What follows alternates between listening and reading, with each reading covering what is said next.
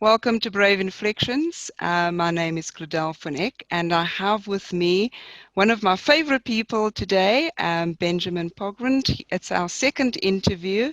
Thank you very much for joining us again, B. And you will hear from the previous video that I call him B because he's my friend. So I do encourage you to first go and watch that video if you haven't yet watched it. It's full of really, really interesting stuff, but really great lessons that I believe that all of us should be listening to and taking into our own lives. And today I'm going to just continue along that vein.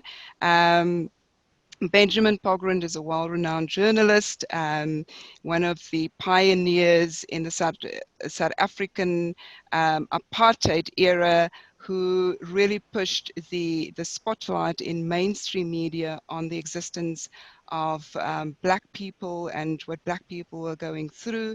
And he's really gone through lots of stuff, like it ended up in jail, for example. So you're going to need to listen to that video.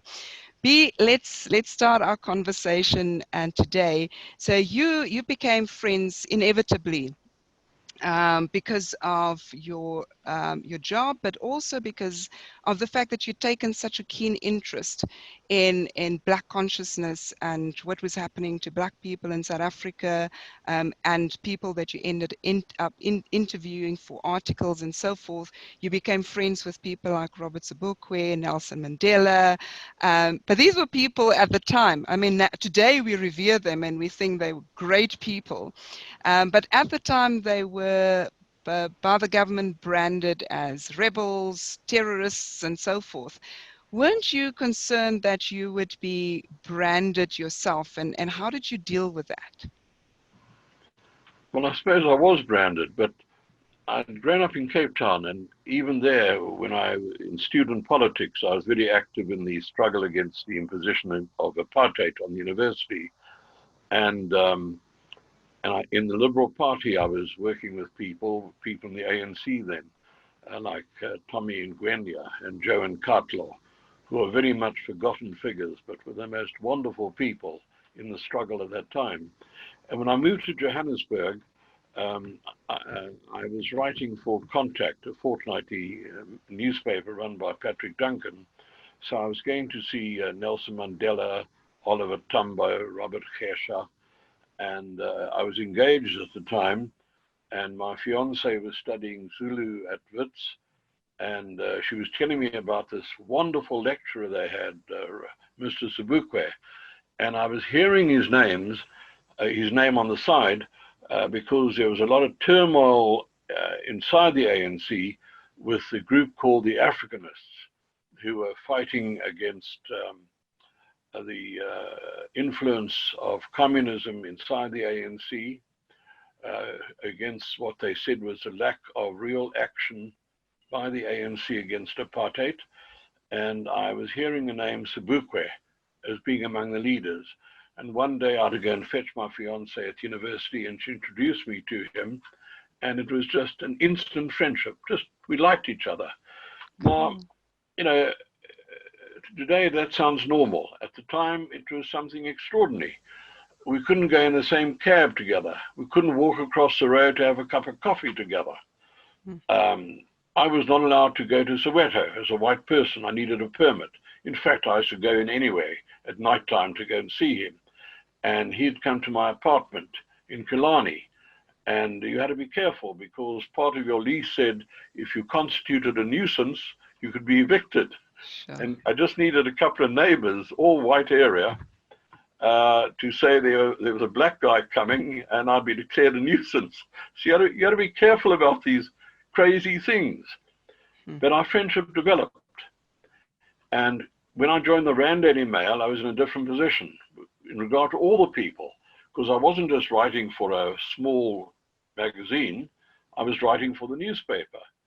And so our contacts and links gathered. And I was looked at with more and more askance outside. And but I had close friends, and many of them were lawyers, white lawyers, who acted in defense cases. That's why we were friends. So we had a circle of friends who were very good and were very strong. And that was with me throughout my life. Mainly lawyers, not entirely. Couple of journalists, but business world, no. When I was an executive on the Mail, I had to go to dinners of all sorts, often with business people. And they were just terrible, miserable nights for me. I despise these people, quite frankly. It was wrong of me, I suppose, but I was dealing with the results of what they were doing. And they probably liked me as little as I liked them, although I was a voice, which was important. And I had, I was a reporter and then an executive on the biggest morning paper in the country. So people would want to talk to me. Sure. What I find interesting, what I hadn't thought about as I was formulating the question in my head, was the concern around you being branded, but who would then associate themselves with a branded person? And that's one of the things that I see today when it comes to whistleblowers, for example, that often they find themselves ostracized, and very few people are brave enough to stand with them, to remain friends with them. So the bravery extends into the circle as well, and it's often interesting to see who the kinds of people are who would be willing to still be friends with the ostracized individual. So you would interact with these people who come from a very different background, who live in a different reality to the reality that you were living in. And I guess you over time eventually started to straddle two different realities. It's where you live your community, but then also at the same time having insight into this other reality. And this is how Black people are experiencing South Africa. And I suppose living between those two worlds can't be all that easy, but this new reality and being able to look through the lens, through the eyes of the Sobukwes and the Mandelas and so forth. And when we do that, inevitably something rubs off on us. So if you were to look back, what would you say would be those things that rubbed off on you, that helped you to become a better version of who you are? Basically, total admiration and respect for what they had done. They committed themselves. There was a price. Their families paid the price. That was a hard thing to see, to watch. Winnie and her children, Veronica and her children. And that was agonizing for both Mandela and Sobukwe and everyone else, obviously. With Sobukwe, it came much easier because we'd developed as close. I was very friendly with Mandela. I was the first non-family person allowed to visit him in prison when he was at Pollsmoor in about 20 years. Sure. And I wasn't allowed to visit him as a journalist. I had to see him as a friend, to specified to me by the government. And obviously he agreed to it. It wouldn't have happened otherwise. And I had to give an undertaking that I would not write about it. Now, I was then deputy editor of the Rand Daily Mail. Now, to go and tell my colleagues that I was having a visit to Nelson Mandela and would not be able to write a single word about it. Goodness. And they took it very well, I must say. But the main thing was their commitment, their belief in themselves. And there's not just Mandela and Sobukwe, but thousands of other people. I used to be filled with wonderment at seeing just ordinary people, workers, their commitment to freedom, to the ANC, to the PAC, mainly the ANC, obviously. I just used to look at them with wide eyes and feel, well, if they're doing this, who am I to worry? South Africa has been blessed, at least in the past, with qualities of leadership and of followers also, which has been quite remarkable. And they did it, you never heard of, I'm going to have a big car one day. I'm going to have a big salary. I'm going to be able to steal money. Sure. It was done out of a simple belief in freedom and in fighting for your people. It was remarkable. And that's what really my mainstay was when it came down to brass tacks, just to look at the people around me who were living often such miserable lives and yet who stood up and they fought. One of the things, and you and I have had a conversation around how difficult it is sometimes to understand humanity and why people hold on to their belief systems. And to be able to reach out across the race line and see through the eyes of other people is very, very difficult. To see through the eyes of other people and understand their reality is very difficult. How did you get to a point where, how did you help yourself to see through the eyes of others? I can't say I ever really thought about it, quite frankly. I just did the best I could. I knew it was deficient. I knew that there were huge barriers of culture and existence. I mean, how a guy living in a shack somewhere in the townships, children not having money for not having breakfast. I'm living in a middle-class existence in Parktown North. There's a limit to the extent I didn't even try and put myself in his place. It wouldn't be possible. Never thought about that. I just thought, this guy needs help. Full stop. I didn't try and think through other people's eyes. It just never thought about it, frankly. Just try to do whatever had to be done. Really, it came down to what had to be done. I mean, with Sobukwe, I didn't set out to handle his affairs and look after his family as much as I could. It happened because there was a need for it, and no one else was doing it, and he was my friend. So the kids needed warm clothes for winter. So they needed warm clothes for winter. Full stop. Get it for them. He needed study books. Get them.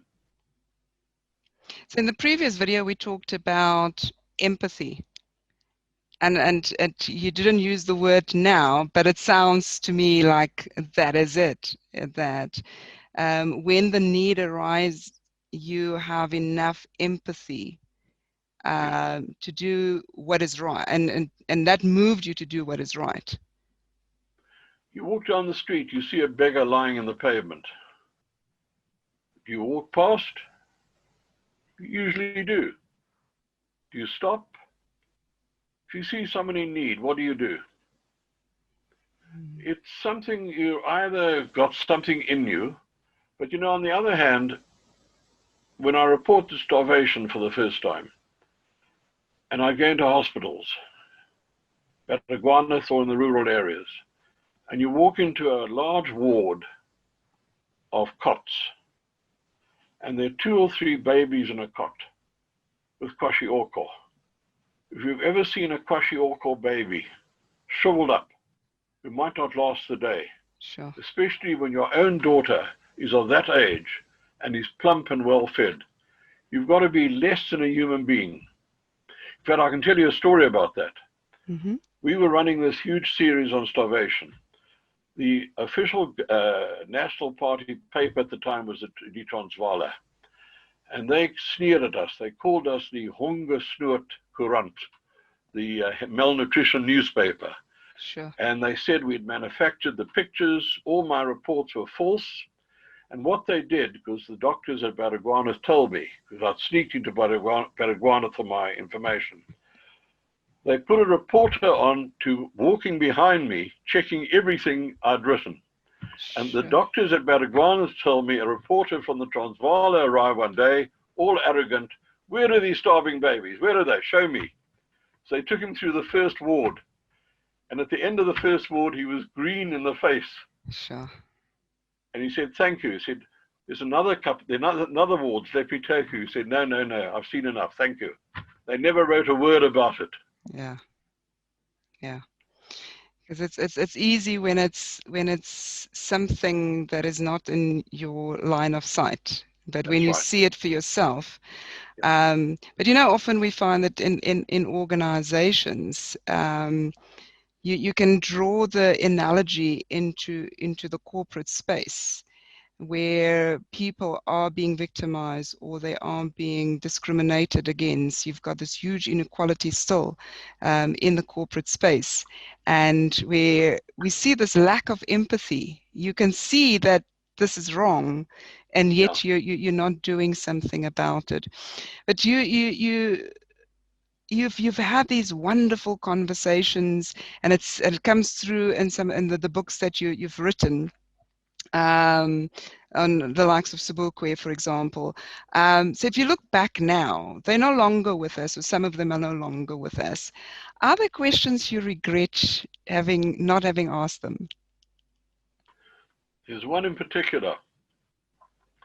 Sobukwe told me at one stage, he and Mandela were together in Pretoria local prison at one stage, and they used to sit on the concrete floor every day sewing mailbags, which was a job that prisoners used to do with these old filthy mailbags. They had to be repaired. And he said, so I said, what did you talk about? He said, we had long arguments about who was the best writer in the English language. And he told me one of them favored Shakespeare and the other George Bernard Shaw. And I cannot remember who preferred whom.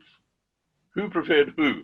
Yeah. And that's a question I'd love to ask Bob or Nelson. Who did you favor?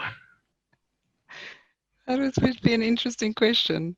With Mandela, there's a more important question, which I never dared ask him. Mandela's role with communism is a very strange one. I know from the late Piet Bielefeld that he was at the Communist Party underground conference in Johannesburg in the 1950s. And Bielefeld said he was certainly on the Central Committee, he was elected. Yet if you look at Mandela's life, there's not a trace of any communist view or activity as president of the ANC, as president of South Africa, or in his retirement. Not a trace of it. There's a mystery there. Lots have been written about it. Was he, wasn't he, did he, didn't he? There's no trace of it. He was a wonderful human being to start with. Yesterday, someone sent me a quote of his, by the way, which I don't know how true it sounds true. He said a wonderful thing. He's reputed to say this.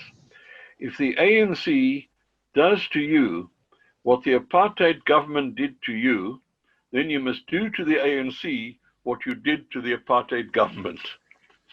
Yeah, I've heard that one. He was a social democrat, basically. He'd been trained in a missionary school. He was a gentleman.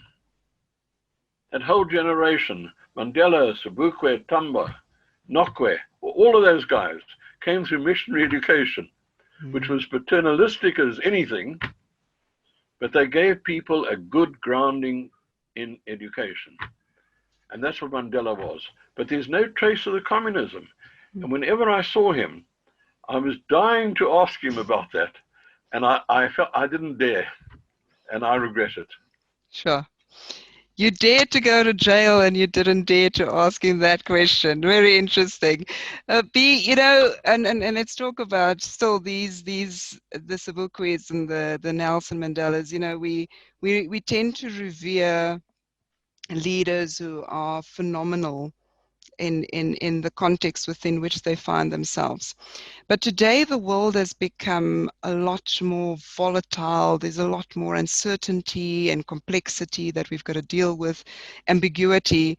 And a lot of that, I think, has also got to do with globalization. And also there's a lot more of us on the earth today. We're more than 7 billion now.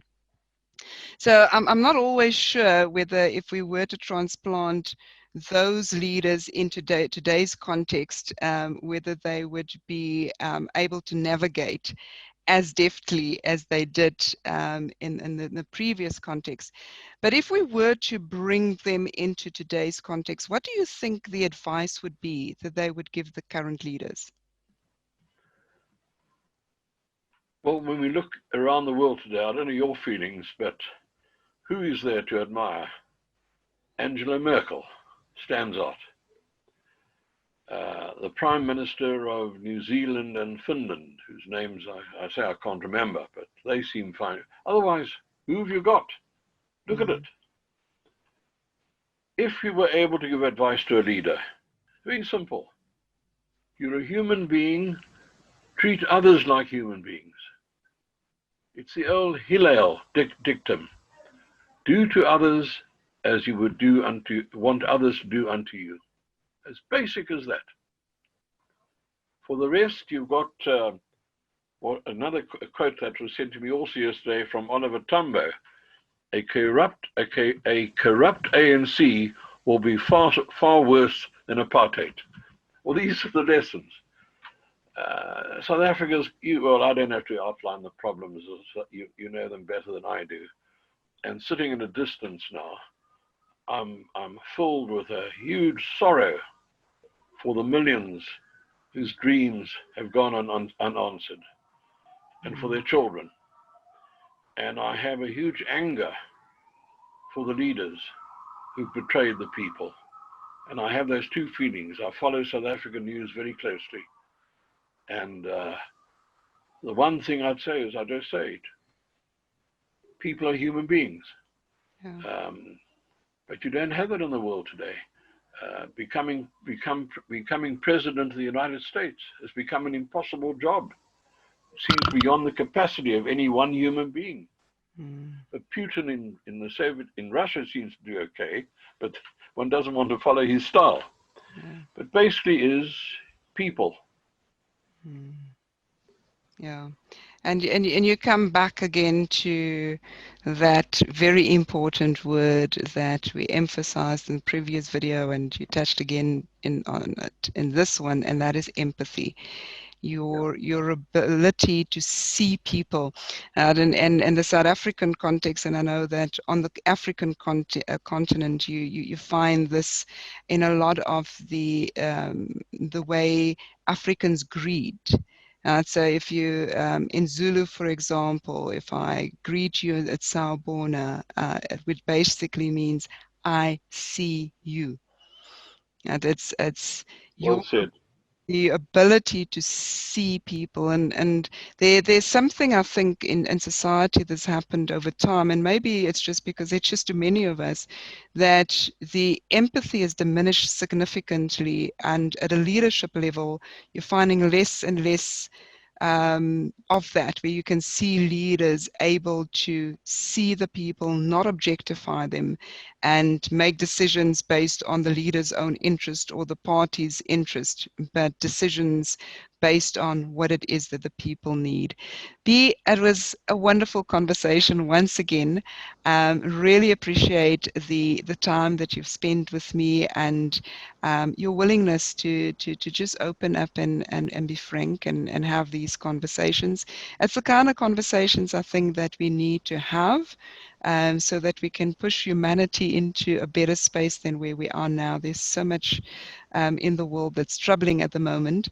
But I am the eternal optimist, and you've brought forth so many lessons that I think we can learn from your experience, and hopefully for those who are watching the video, if you're finding yourself at an inflection point and having to be introspective and think about those areas where you need to change, because when we change, the world around us change. Thank you very much, B. Really appreciate your time. Thank you very much. Once the virus is over, we'll be in Johannesburg, and we'll have our usual hours-long lunch. Yes, yes. And this is what people don't know. When B and I have lunch, it's hours. That's right. Yeah.